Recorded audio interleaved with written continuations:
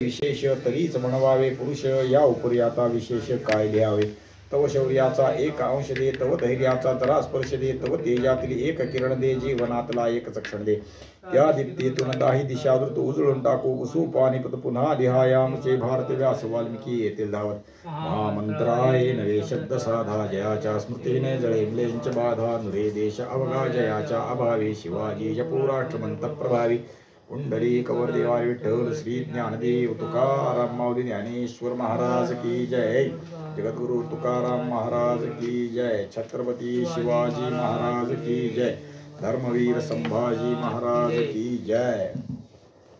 सद्गुरु जोग महाराज की जय. काल आपण पाहत होतो आदिलशाही दरबार हादरून गेला आणि त्यांच्या अस्वस्थतेच्यामुळं आता शिवाजी महाराजांवर कुणाला पाठवावं, काय करावं याच्या विचारात असतानाच इतर लोक काही तयारीत नाहीत, जायला इच्छुक नाही आहेत. हे जसं आहे तसं कर्नुळातून एका सरदाराचं पत्र आलं, सिद्दी जोहरचं, की आजपर्यंत माझे अनेक अपराध झाले आहेत, त्याबद्दल मला क्षमा करावी आणि मला सरदारी देऊन पदरात घ्यावं.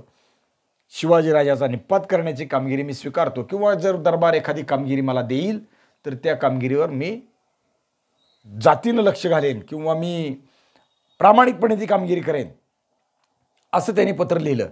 आणि दरबाराला आनंद झाला. इथपर्यंत आलो होतो आपण. बादशाहाला आनंद झाला, बडी बेगमेला आनंद झाला.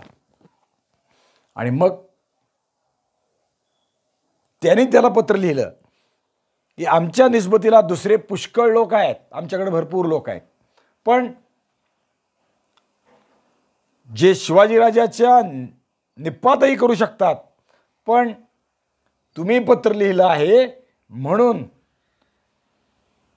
तुम्ही कामगिरी म्हणजे करण्यास आम्ही तुम्हाला विचार करीत आहोत. हे काम तुम्ही करून दाखवावं, बादशाही मेहरबानीला उमेदवारीला पात्र व्हावं, अशा अर्थानं बादशाहाने त्याला पत्र लिहिलं.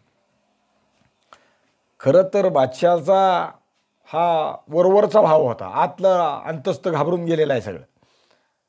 काय करावं, कसं करावं या अनेक गोष्टींची चिंता बादशाहाला आहे, विजापूरच्या दरबाराला आहे.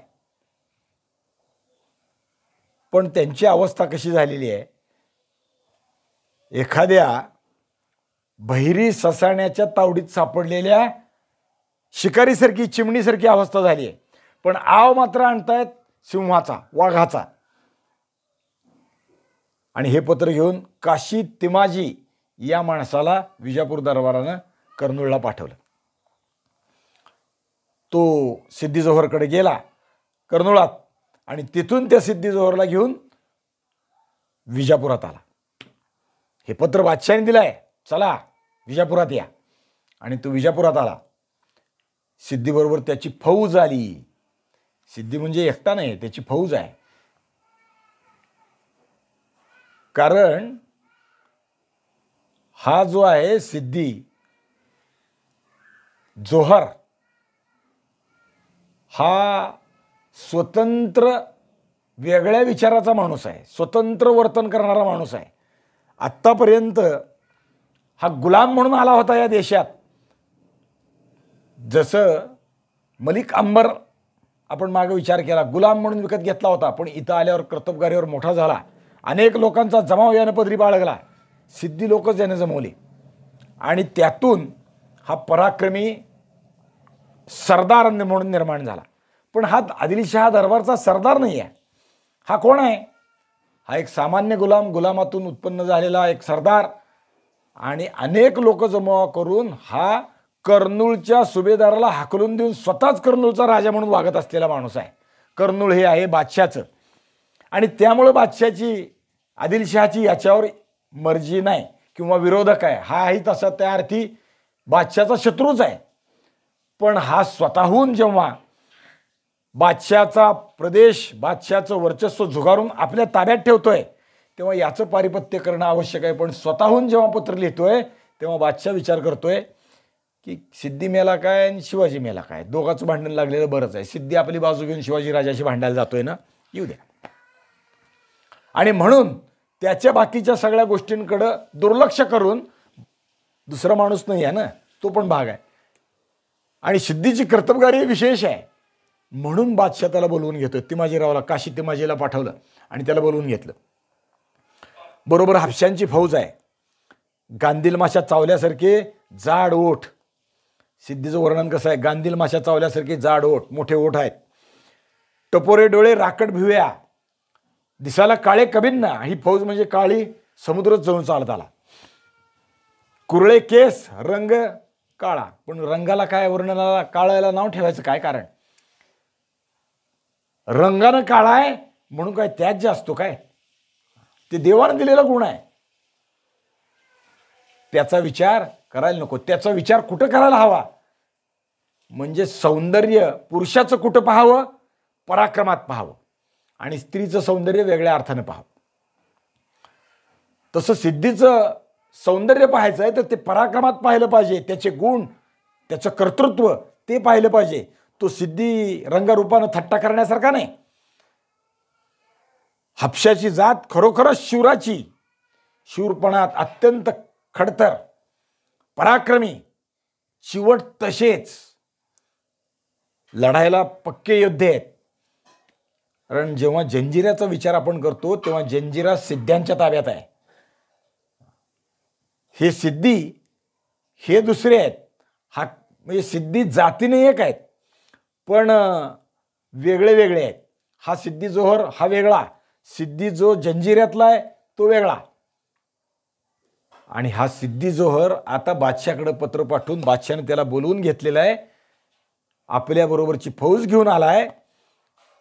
तो शूरत्वात पराक्रमी आहे, अग्रगण्य आहे, चिवट आहे, प्रामाणिक आहे आणि बलवंत आहे. दोन्ही तिन्ही अर्थाने. ताकदीनंही तसाच सिद्ध्यांचं. सिद्धी म्हणजे कोण? हापसाण किंवा आफ्रिकेतल्या लोकांना सिद्धी म्हणतो आपल्याकडं. अजूनही आपल्या भागात, कोल्हापूरच्या काही भागात सिद्धी नावाची जमात अस्तित्वात आहे अजून आपल्याकडं.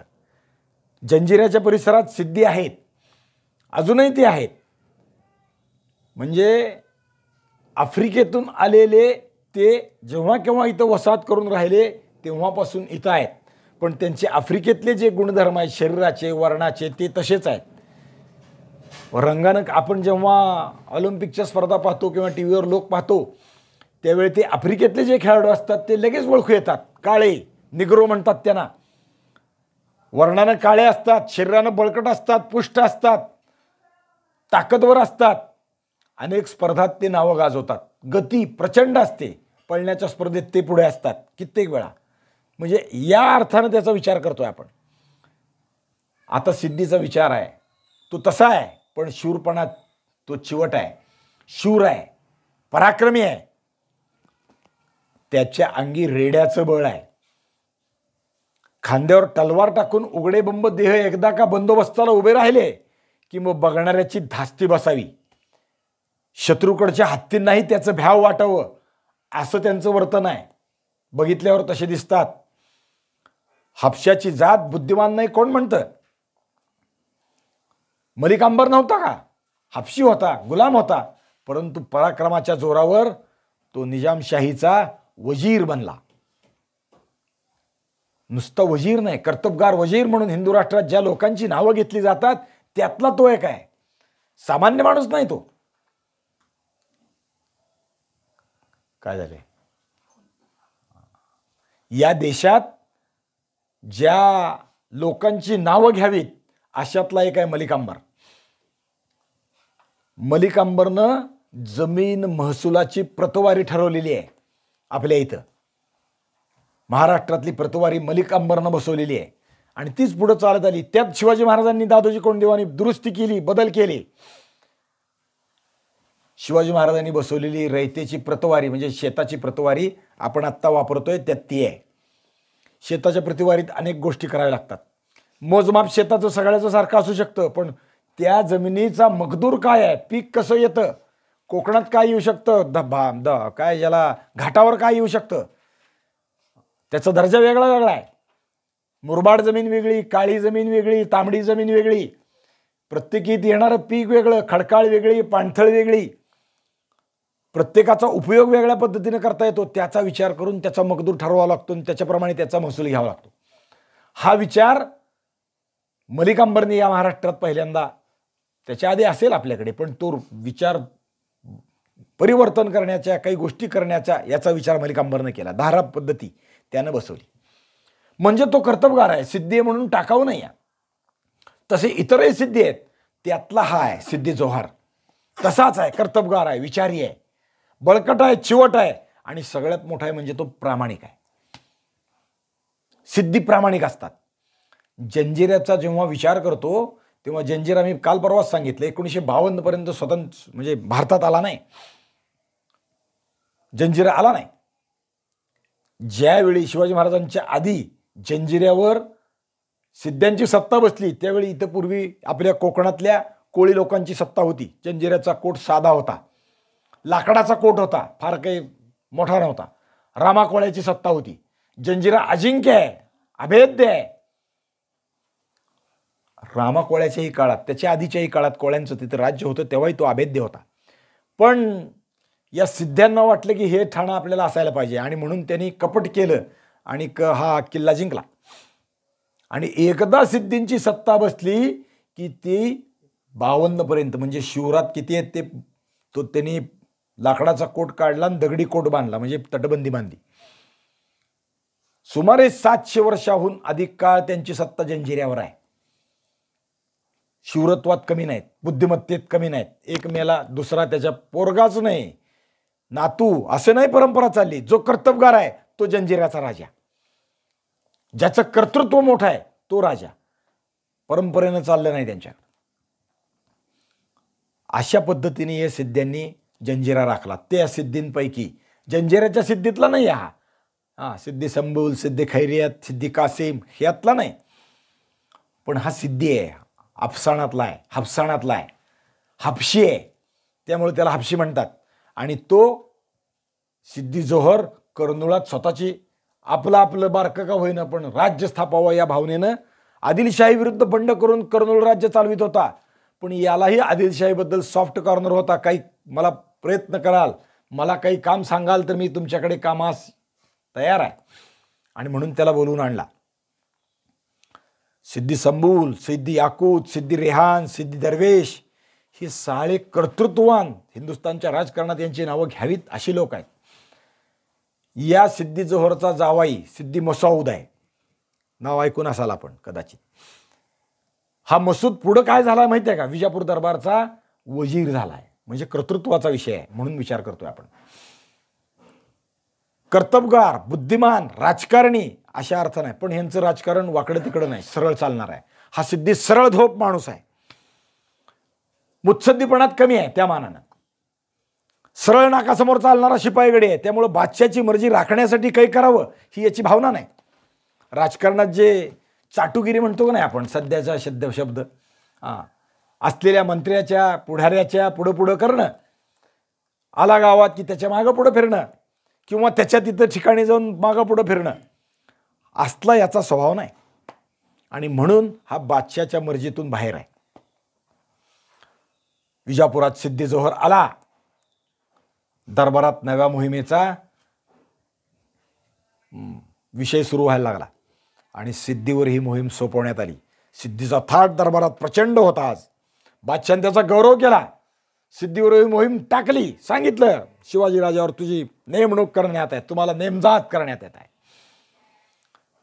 सिद्धीला मानाचा पोशाख, दागिने हे सगळं दिलं आणि बरोबर किताब दिला. काय किताब दिला? सलाबत खान. खिलत दिली, खिलत म्हणजे कपडे, तेही दिले. ताजिमत करीमत केली, म्हणजे त्याच्यावर विशेष मर्जी असल्याचं सगळं काही जे आहे ते केलं. सिद्धी जोहर या सगळ्या गोष्टीने भारून गेला. त्याला असं वाटायला लागलं की आपण एवढे मोठे होतो, आत्तापर्यंत आपल्याला कोणी किंमतच दिली नाही.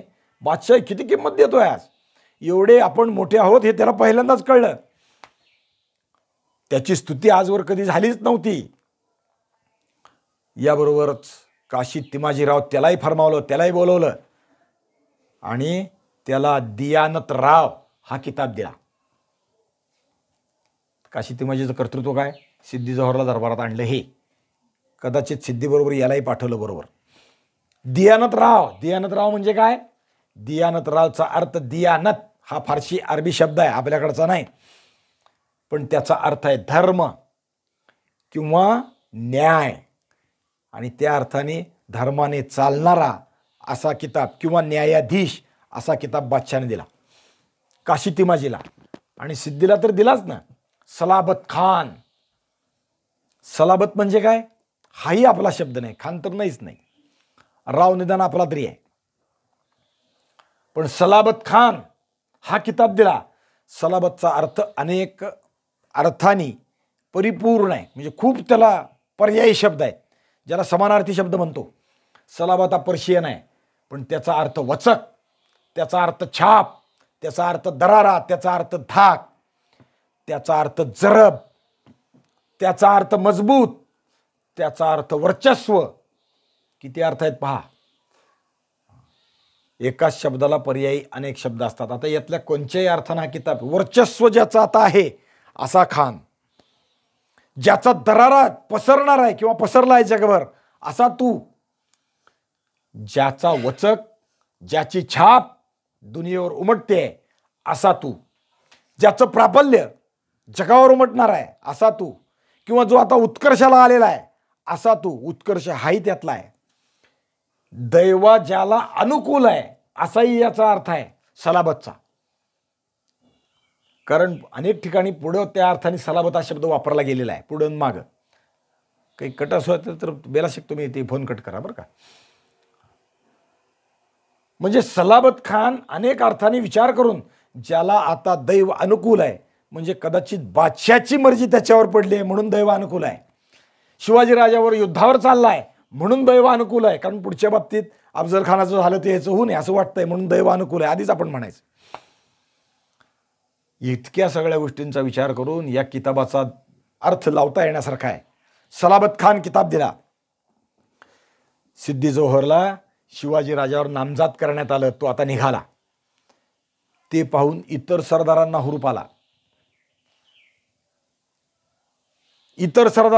आला. त्यांनाही फौजेत दाखल होण्याचे आदेश आले. फौजेत दाखल व्हा. कोण कोण आहे ते? कितीतरी जण आहेत, नावं घ्यावेत तेवढे थोडे आहेत. रुस्तुम जमान, तो पराभूत होऊन पळून आलेला. सादत खान, हाही बरोबर होता ना रुस्तुम जमालच्या, त्यालाही मारला होता शिवाजी महाराजांनी. सिद्दी मसूद उर्फ मसाऊद, हा मसाऊद हा सिद्धी जोहरचा जावाई आहे. मुधोळकर, बाजी घोरपडे, भाई खान, पीड नाईक, बडे खान, ही सगळी मंडळी आता सिद्धीच्या फौजेत दाखल झालेली आहेत. आले, विजापुरात आले, आणि सिद्धी आता विजापुरातून निघायला लागला. शिवाय अजून एक माणूस बरोबर आहे. कोण आहे? फाजल खान, अफजल खानाचा तो पोरगा. म्हणजे तशा अर्थानं फाजल खान तिसऱ्यांदा शिवाजी महाराजांच्या विरुद्ध चालून येतोय. तोही निघाला. सगळ्यांनी मोहिमेची कूच केली. आता विजापुरातून कुणीकडे जायचं? शिवाजीराजावर जायचं. पण शिवाजीराजे कुठं आहेत? मिरजेत आहेत. मिरजेत वेढा घालून बसलेत ना. मिरजेकडे जायचं. मिरजेकडे फौज निघायला सुरुवात झाली. जोहरच्या फौजेचा तळ पडला. तळ काही लहान नाही आहे, संख्या प्रचंड आहे. अफजल खानाच्या फौजेपेक्षा प्रचंड आहे. अफजल खानाची संख्या किती होती? 10,000 पायदळ आणि 10,000 घोडदळ किंवा 12,000, आणि नंतर वाढलेले लोक. असा आपण विचार करतो 25,000 30,000 कमी जास्त धरले तरी 25 धरा. पण याच्याबरोबरचा आकडा थक्क करणारा आहे. किती लोक आहेत याच्याबरोबर बादशाहाने दिलेले? 20,000 घोडदळ, 20,000 पायदळ, 40 झाले इथंच. पण अनेक साधनात वेगळे वेगळे नावं दिलेली आहेत किंवा आकडे वेगळे वेगळे आहेत. सगळ्या आकड्याचा साकल्याने विचार करू. दुसऱ्या साधनात 25,000 फौज आहे असं म्हणताय. तिसरं एक साधन आहे, वेंगुर्ल्याचे लोक आहेत, म्हणजे वलंदेज. त्यांनी आपल्या गव्हर्नरला पत्र लिहिले. त्यात त्यांनी काय लिहून ठेवलं? सिद्धी जोहर फौज घेऊन शिवाजीराजावर निघालाय. आता शिवाजीराजाचा नायनाट होणार का? याच्याबरोबर प्रचंड फौज आहे, थोडी थोडकी नाही. किती? 16 ते 20,000 पायदळ, नाही 16 ते 20,000 घोडदळ, आणि सुमारे 40,000 पायदळ. 40 आणि 20 60, सगळं सोडून द्या, मागचंही सोडा पुढचंही सोडा, निदान 35,000 धरायला हरकत आहे का सगळे मिळून? सुमारे 35,000 फौज घेऊन हा निघाला. पहा, साधनातले आकडे जरी वेगळे वेगळे असतील तरी साकल्यानं मागं पुढं करा, हरकत नाही. सुमारे 35,000 लोक घेऊन हा निघाला.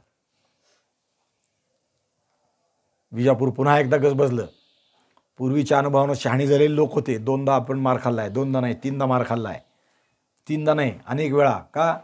प्रत्येक किल्ल्यावरून मार खाऊन आलेला विषय आहे. आणि त्यातनं पुन्हा अजून एक विषय असा आहे, शिवाजीराजा हा शहाजीराजाचा पुत्र आहे. शहाजीराजाच्या अनेक गोष्टी तो अनुसरण करतो. शहाजीराजांच्या अर्थानं राजकारणात काही आपल्याला वेडवाकडं वागणं गरजेचं आहे, म्हणून त्याही विचार केला पाहिजे. म्हणून तसंही वागतात लोक. अनुभवानं शहाणे समृद्ध असलेले लोक जोहरच्या दिमतीला दिले, शहाणे लोक दिले. म्हणजे हे सगळे योद्धे आहेत, पण काही विचार करणारे पण वेगळे असतात. हे प्रसंग बाका आहे, इथं असं नाही, असं वागलं पाहिजे, असं केलं नाही पाहिजे, असं केलं पाहिजे, असा विचार करणारे, सिद्धी जोहरला सल्ला देणारे असे लोक आहेत. आणि अफजल खानाच्या मोहिमेत झालेल्या चुका टाळण्याची दक्षता वेळोवेळी सिद्धी जोहरला यावेळी बादशाह करतोय. म्हणजे सारखं सांगतोय, शिवाजी राजावर विश्वास ठेवू नको, तो फसवेल तुला. अफजल खानाला फसवलं तसं. मी तुला भेलोय, भीतोय, भेटीस ये. भेट तर शिवाजी राजाची अजिबात घेऊ नकोस सांगतोय बादशाह वेळोवेळी. या अख्ख्या प्रवासात रोजच्या रोज सिद्धी जोहरचं बादशाहला पत्र जात आहे, बादशाहचं त्याला येत आहे. काय कर? त्याप्रमाणे सिद्धी वागायचा प्रयत्न करतोय. प्रत्येक तूर्त गर्दीत जोहर जातीने लक्ष घालीत होता, तरतुदीत जोहर लक्ष देत होता, प्रत्येक गोष्ट बारकाईनं पार पडून घेत होता. तोफा आणल्याबरोबर भुई चेपीत चेपीत आता त्या पुढे निघायला लागल्या. गाडी रणगाडी पुढे निघतात ना. वैरणीची गंजी भरली गेली, रांगाच्या रांगा धरून वैरण निघाली. हत्तीची भली थोरली रांग घेऊन सिद्धी पुढे आला. तंबू, शामियाने, राहुट्या, पाले. तर 35,000 लोक राहायचे म्हणजे काय थोडी लागणार काय हो? तेवढं पाहिजे ना सगळं. आणि स्वतः सिद्धीचं आलिशान पाहिजे. तो या मोहिमेचा मुख्य आहे ना. दारुगोळा, खजिना, शस्त्र, अस्त्र, बेगारी कामगार. आता सगळ्या लष्कराला पाहिजे ते कामगार नको का हाताखाली काम करायला? ते कामगार, दाणागोटा, सगळा काही अफाट पसारा पडला. 35,000च्या तोंडाला काय लागणार नाही. आणि ते घोडे असतात, ते हत्ती असतात, ते उंट असतात, सामान वाहतुकीला आणलेले बैल असतात. त्यांनाही वैरण पाहिजे, त्याची तरतूद पाहिजे. ती सगळं घेऊन तू विजापुरातून निघाला. बरोबरच पुढं रस्त्यात लागेल तशी पुढे घेऊ, कारण रोज लागल्यावर खरेदी करायला लगी मिळत नसती. बरोबर पाहिजे. याबरोबर बादशाने अजून उद्योग करून ठेवले. आज उद्योग म्हणजे फरमानं पाठवली लोकांना, हे केलं. अजून काय केलं? शृंगारपूरचे राजे सूर्यराव सुर्वे यांना पत्र लिहिलं. पालवणीचे जसवंतरावाला पत्र लिहिलं. सावंतवाडीच्या भोसल्यांना पत्र लिहिलं. सावंतही म्हणतात त्यांना, सावंतवाडीचे. यांनाही पत्र लिहिलं आणि त्यांना फरमावलं सिद्धी जोहरच्या लष्करात सामील व्हा. फरमानं पाठवून बोलवून घेतलं. एकाच वेळी सगळीकडून शिवाजीराजांवर गर्दी उठवण्याची तयारी केली. म्हणजे कोकणातले हे निमे लोक आता सिद्धीला सामील होणार. याच्याबरोबर बादशाहनं अजून एक गोष्ट केली. काय केली? त्याने असा विचार केला की शिवाजी राजा माझ्या एकट्याने आटोपत नाही, कारण 2-3दा मी झटका खाल्लाय. मग ह्याला अजून काहीतरी जोड दिली पाहिजे. अब धर्म खतरे में आया है, इस्लाम खतरे में है. मग काय करायला पाहिजे? जे विजयनगरला केलं ते केलं पाहिजे. म्हणजे दुसऱ्याही पातशाही सत्तेला आपल्याबरोबर उभं केलं पाहिजे. दोघांचा वरवंटा एका वेळी चालला म्हणजे शिवाजीराजा काही करू शकणार नाही. आणि म्हणून याने औरंगजेबाला पत्र लिहिलं. औरंगजेब यावेळी दिल्लीचा राजा होऊन बसलेला आहे, म्हणजे हिंदुस्थानचा राजा होऊन बसलेला आहे. तो कधी दिल्लीत राहतो, कधी आग्र्यात राहतो, आणि उन्हाळा दिल्लीत जास्त असतो म्हणून कधी काश्मीरातही राहतो. पण याला पत्र लिहिलं आणि त्याला काय सांगितलं? दख्खनच्या सल्तनीत मध्ये भयानक बेफाम झालेल्या शिवाजीराजाचा बंदोबस्त करण्यासाठी, त्याला नेस्तनाबूत करण्यासाठी मी फौज पाठवतोय. आम्ही ते करूच, पण आपल्याकडूनही कुमक पाठवावी. मला मदत करा. औरंगजेब महाधूर्त आहे, पण त्याला शिवाजीराजांचा काटा काढायचा आहे, सत्ता संपवायची आहे. हिंदवी स्वराज्य उभं राहू पाहतंय, हिंदूंचं राज्य नव्यानं उभं राहू पाहतंय, ते नकोच आहे, त्याला ते डोळ्यात खुपत आहे. पण बरोबर विजापूरही त्याला संपवायचं आहे. मग मदत तुम्हाला कशाला करा? माझं स्वतःचं लष्कर मी पाठवतो, हा विचार तो करतोय. आणि औरंगजेबानं त्या हिशोबानं तयारी सुरू केली. दिल्लीतून पाठवण्याची तयारी सुरू केली. शिवाजीराजाला दोन्हीकडून बुडवून ठार मारण्याचा, हिंदवी स्वराज्य नामोनिशाण संपवण्याचा असा मोठा घाट घातला गेला. बादशाचा निरोप घेतला आणि सिद्धीची फौज विजापुरातून बाहेर निघाली. पण विशाळ्याच्या आपल्या मिरजेच्या रोखाने शिवाजीराजांचे दूत होतेच, त्यांनी येऊन सांगितलं सिद्धीजवळ अशी अशी फौज घेऊन निघाला. नव्या मोहिमेची तयारी झाली. पण महाराजांनी काय विचार केला? सिद्धी निघालाय ना, मग आपण काय करावं? मिरजेत थांबणं, वेढा घालत बसणं योग्य नाही. उठायचं आणि जायचं, निघून जायचं. महाराज तिथून उठले आणि गेले पन्हाळ्यावरती. मिरजेपासून पन्हाळा जवळ आहे. मिरज, कोल्हापूर, पन्हाळा फार लांब नाही. पन्हाळा कोल्हापूर सुमारे 18 किलोमीटर आहे, फार जास्त नाही. आणि मिरज ते कोल्हापूर जवळ आहे. सिद्धीची फौज मिरजेच्या ऐवजी आता पन्हाळ्याच्या रोखान निघाली. मग शिवाजी महाराज पन्हाळ्याला गेले. का गेले? मागं स्वराज्यात प्रतापगडावर अफजल खान आणला होता, पुरंदरावरती फतेखानाशी युद्ध केलं होतं. महाराज स्वतः राजगडावर होते, तरी राजगडावर का नाही गेले? महाराजांनी विचार केला. विचार, महाराज मुत्सद्दी आहेत, योद्धे आहेत, पराक्रमी आहेत, पण अनेक गोष्टींचा विचार करतात, मुत्सद्दीपणा दाखवतात. विचार काय केला महाराजांनी? की जर एवढी मोठी फौज स्वराज्यात आत घेतली, युद्धशास्त्राच्या विषयाने जर स्वराज्यात ही फौज शिरली, तर नासाडी स्वराज्याच्या मुलकाची होईल. आत्ताच नुकता अफजल खान मारलाय, तो वाईत आला केला, आपण त्याला ते कोंडीत गाठण्यासाठी केलं. पण स्वराज्यात जर ही धुमाकूळ घालायला लागले तर स्वराज्याची नासाडी होईल.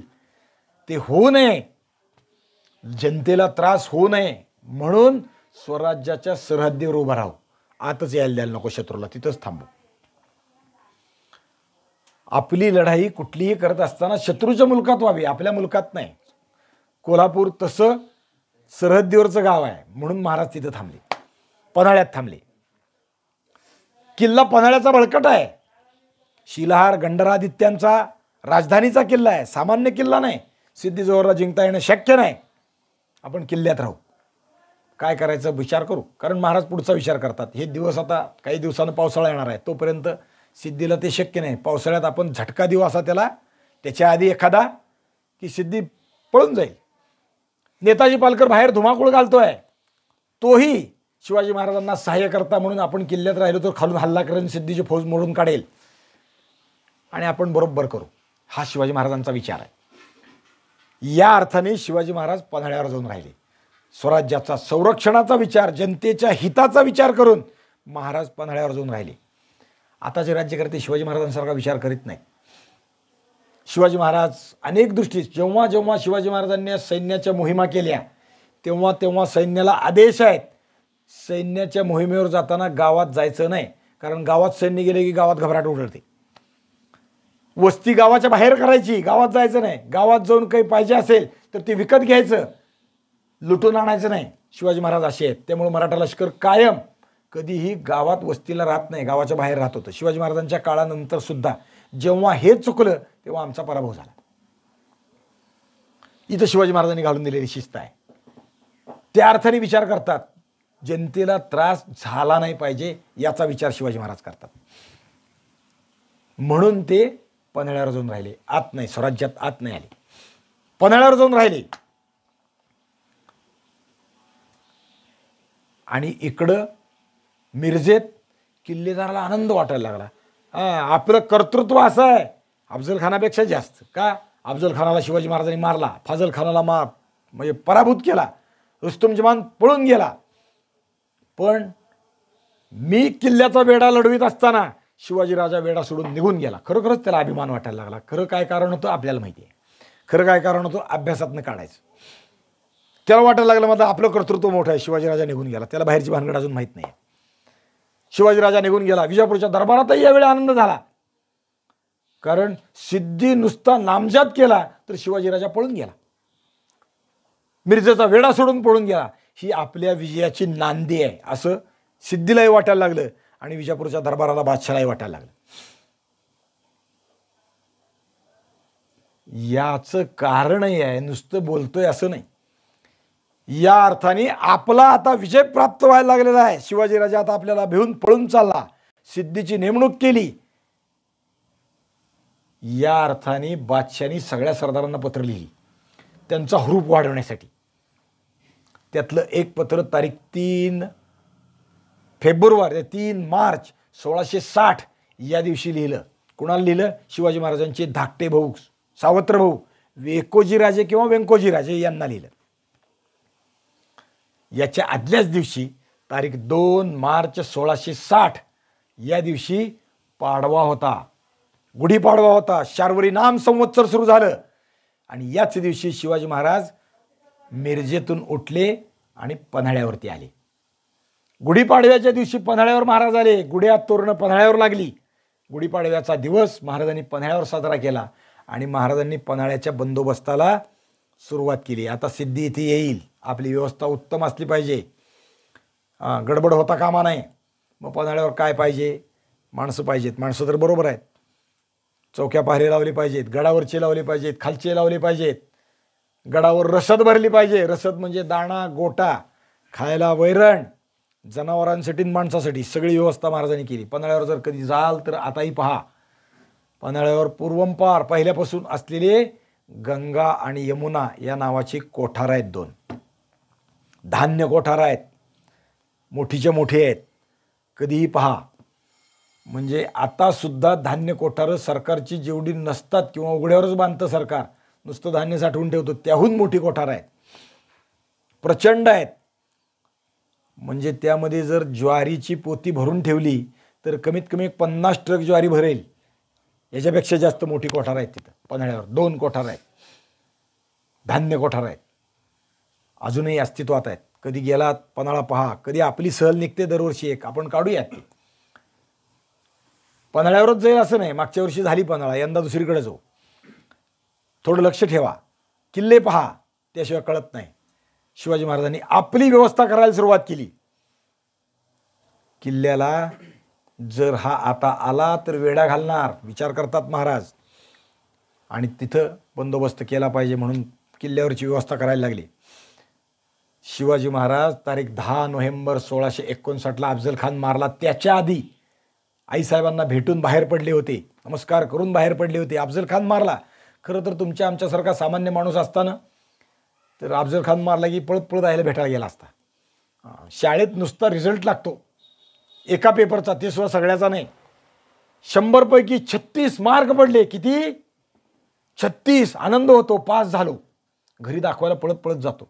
ते वर्ग तसाच राहतो. पास झालो, पास झालो. खरंच का? काय चूक नाही त्यात. आनंदाचा विषय आहे. कारण एवढं खडतर वर्षभर अभ्यास करून एका पेपराचा 35च्या ऐवजी 36 मार्क पडणं, 35च्या ऐवजी 1 मार्क 2 कमी पडले की 34 हो, परत पुढलं वर्ष मातीत जातं. पास झालो. आनंद होतो. आई बापाला भेटायला जातो. इथं अफजल खान मारला, त्याच्या आधी बायको मेली, भेटायला नाही गेले. आईसाहेब आले नाहीत. पुढं विजय प्राप्त करीत गेले. फाजल खान, रुस्तुम जमालचा पराभव केला, भेटायला नाही गेले. कोल्हापुरापर्यंतचा मुलूक रोज एक एक गावं जिंकली, भेटायला नाही गेले. शिवाजी महाराज कार्यमग्न आहेत. कार्यमग्नता जीवन व्हावे या ध्येयानं ते कामात आहेत सारखे. मायलेकरांची भेट होणं आता नियतीच्या हातात होतं. कोण ठरवणार ते? केव्हा जातील महाराज तिथं राजगडावर सांगता येत नाही. जीवलगांच्याही भेटीगाठी, एकदा समोरून उठून गेला परत भेटेल का नाही सांगता येत नाही. युद्धात काय होईल काय माहिती. त्यामुळे तर कोंडाजी फर्जंद जेव्हा शिवाजी महाराजांकडून पन्हाळा घ्यायला गेला ना, शिवाजी महाराजांनी गेल्यावरती 4 पावलं घातल्यावर त्याला परत बोलवलं. कोंडाजी इकडे ये. का? जवळ ये. आपल्या हातातलं सोन्याचं कडं काढलं आणि कोंडाजीच्या हातात घातलं. अजून मोहिमेवर निघालाय, पहिलं पाऊल टाकलंय तरच. आणि मग बरोबरच्या कारभाऱ्याने विचारलं, महाराज हे कसं काय? मोहिमेच्या आधीच त्याच्या हातात कडं घातलं, आधीच कौतुक का? कशासाठी? महाराजांनी अंतःकरण त्याच्यापाशी मोकळं केलं. आत्तापर्यंत जे जे माझे सखे सहंगडी सोबती आहेत ते युद्धाला गेले आणि काही जण परत आलेच नाहीत. तानाजी मालुसरे गेले, भेटले नाहीत. परत त्यांचं कौतुक करावं म्हटलं तर कसं करायचं? नाही करता आलं. गेले ते स्वर्गावरच गेले, विजय प्राप्त करून स्वर्ग आरोहण केलं त्यांनी. यांच्या भेटीगाठी होणं परत शक्य नाही. आता कोंडाजी येईल का नाही सांगता येत नाही, पण निश्चित येणार. त्याहून निश्चित हे की तो पन्हाळा घेणार. म्हणून मोहिमेच्या आधी त्याचं कौतुक केलं असं महाराज म्हणतात. आणि दुसरा एक विषय आहे की आधीच कौतुक केलं की अपयश घेऊन माघारी येता येत नाही. लक्षात आलं का? आधीच बक्षीस दिल्यावर पूर्णच करून यावं लागतं ना. हां, असं आहे. भेटीगाठी परत होत नाहीत. जिजाऊसाहेबाची, मायलेकाची, शिवाजीराजाची भेट नाही. प्राण अर्पण करण्याची तयारी करून सगळे युद्धात उतरलेत. आता शिव महाराज पन्हाळ्यावर येऊन थांबले आहेत. नवीन वर्ष सुरू झालं, शार्वरी नाम संवत्सर. पण हे शार्वरी नाम आहे, पण काळं संकट यायला लागलं स्वराज्यावर. सिद्धी जोहर इकडनं आला आणि दिल्लीतून कोण यायला लागलं याचा विचार आपण उद्या करू. पुंडलिक वरदेव हरी विठ्ठल श्री ज्ञानदेव तुकाराम विठाल विठाल विठाल विठाल. पुंडलिक वरदेव हरी विठ्ठल श्री ज्ञानदेव तुकाराम मौली ज्ञानेश्वर महाराज की जय. जगद्गुरु तुकाराम महाराज की जय. छत्रपती शिवाजी महाराज की जय. धर्मवीर संभाजी महाराज की जय. सद्गुरु जोग महाराज की जय. आज काय दर्शनाला उशीर झाला काय रे? निरोप आला की 9ला सोडा मला, पूर्ण 9:05 पर्यंत